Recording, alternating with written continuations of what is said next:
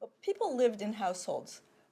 Most people were agrarians, agriculturists, farmers, and the economic, political, religious, social aspects of life were all primarily in the household, but for both men and women. What archaeologists have discovered in some really wonderful, careful excavations in the past couple decades is the assortment of artifacts that appear in different spatial parts of a dwelling.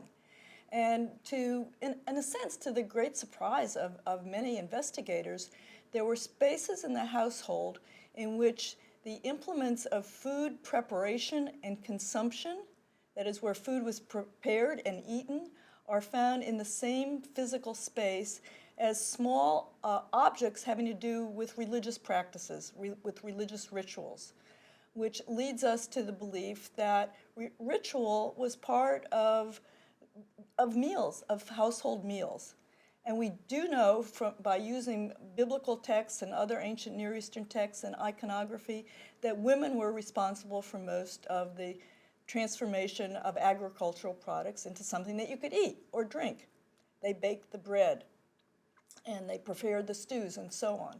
So that linking women's practices of food preparation with the ritual objects that are found in the same spaces and households gives us an idea that women were intrinsically involved in household religious practice.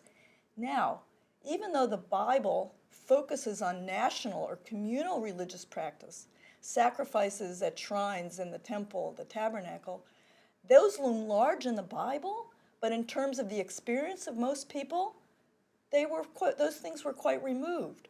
So by looking at the household as the fundamental space for religious experience and linking specific practices to the roles of women, women become as important actors in the religious lives of Israelites in terms of the household as priests are on the national or communal level.